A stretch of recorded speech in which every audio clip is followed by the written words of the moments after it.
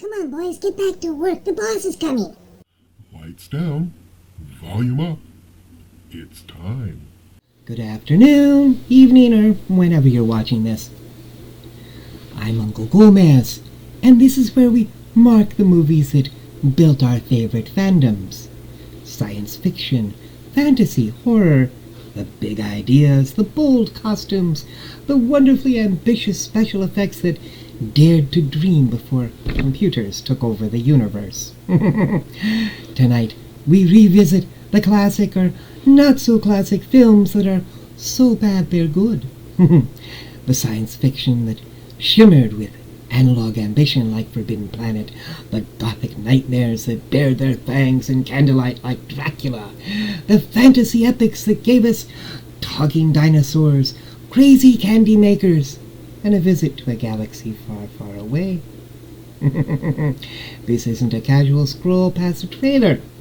This is a seance with cinema. We linger over the matte paintings, the thunderclaps, the velvet capes. We honor craftsmanship before the glow of digital polish. When atmosphere ruled and monsters felt gloriously tangible. So dim your lights, let the projector spin. Step down into the dark where the films never die and the shadows always have something to say. Let's begin, shall we? Today we're stepping into the shadows of an old mansion called The Oaks, and a crime mystery thriller director Crane Wilbur brought to the screen. Released by Allied Artists, The Bat was a throwback to stage-bound mysteries of the 1920s, yet starred two of the most iconic figures in mid-century genre film, Vincent Price and Agnes Moorehead. But The Bat isn't just a movie, it's a phenomenon that spans over 50 years of American pop culture.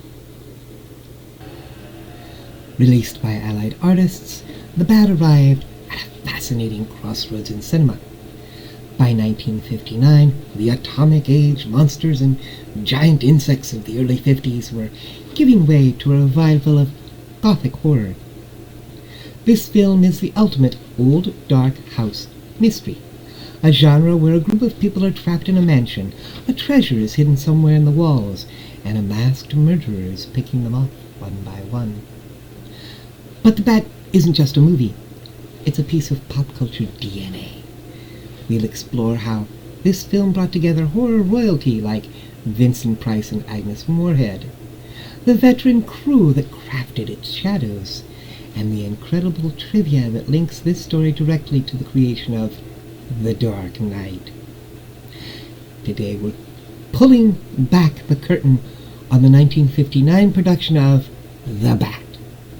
The cast, the crew, and some trivia that makes this thriller a must-watch.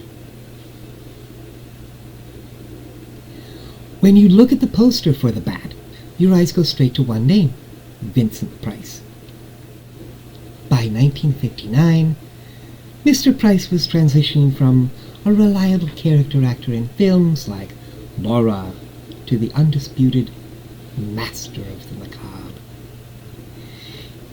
He had just come off of The Fly and House on Haunted Hill, which we will talk more about Mr. Price then, poppets.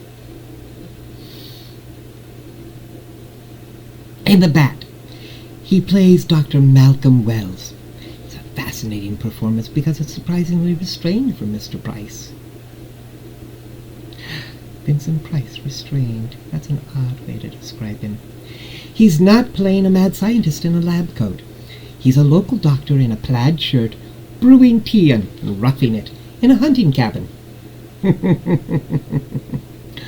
Of course, within the first 15 minutes, we see him commit a cold-blooded murder, proving that even a relaxed Vincent Price is a dangerous one. Opposite him is the incredible Agnes Moorehead. Some out there may know her as Aunt Dora from Bewitched. I know, Darren remembers her.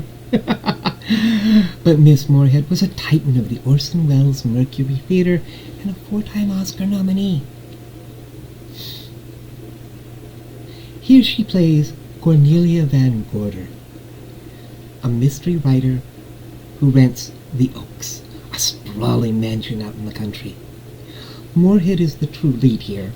She's sharp, witty, and, unlike most actresses' parts in the era, she isn't afraid. She even famously declares at one point, "I never write about anything I don't know how to use," while holding a revolver. The chemistry between Price and Moorehead shows every time they share the screen, and this is what keeps the film alive during its talkier moments. Rounding out the cast, we have Gavin Gordon as Detective Andy Anderson. Gordon was a veteran actor who had played Admiral Morgan in the movie Here Comes Tobor. And then there's Darla Hood as Judy. Judy.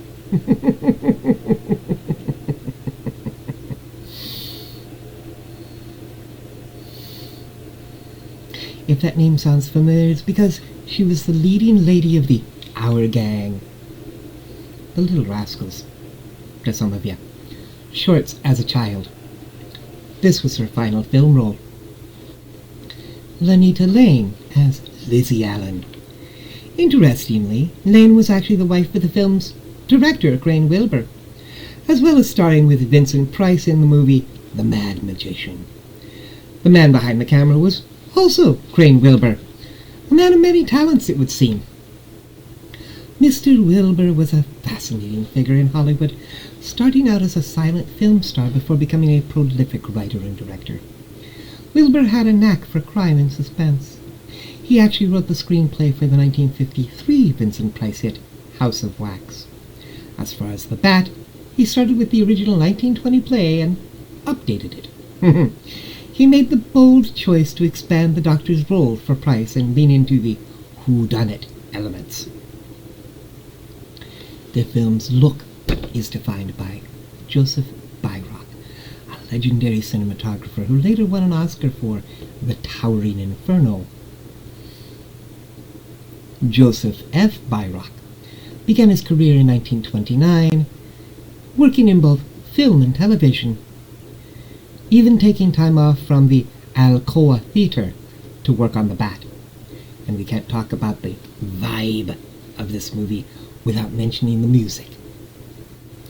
The theme by Alvino Rey is a piece of crime jazz.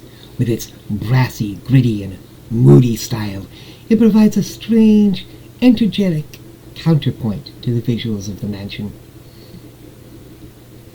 And now the trivia. Because The Bat has some of the deepest roots in Hollywood lore.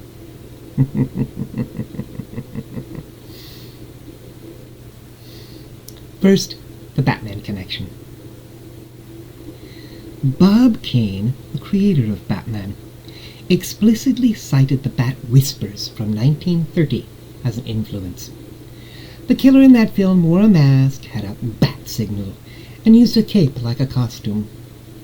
Well, the 1959 version's killer looks a bit more like a proto-slasher. Think Freddy Krueger meets a Giallo killer. The DNA of the Bat character is inexorably linked to the Dark Knight. Second, the public factor. If you feel like you've seen the Bat on every 50s movie pack, DVD, or late-night creature feature, you're right. The film fell into public domain, which helped it find a massive second life on television, thanks to every station around the country having their own horror host. This film has become a staple for kids growing up in front of the television on Saturday nights and cementing its stars as household names. And then third, Price's displeasure. Despite its popularity, Vincent Price himself wasn't a huge fan of the script. He once remarked that it, quote, wasn't a good script, and that the movie wasn't particularly scary, end quote. He felt it was too stagey, meaning there was too much talking and not enough action. However, he still gave it 100%. And finally, the claws. The Bat's primary weapon is a glove with steel talons, small, sharp talons. They did the job in 1959. The idea of a killer ripping out throats was brand new and bloodless. So why should you spend 18 minutes with the bat today? It's a masterclass in atmosphere. It's the kind of movie you watch on a rainy Tuesday night with a bowl of popcorn and your favorite ghoul friend. It represents the end of an era, the transition from the old dark house mysteries of the 30s and 40s to the more visceral horror of the 1960s.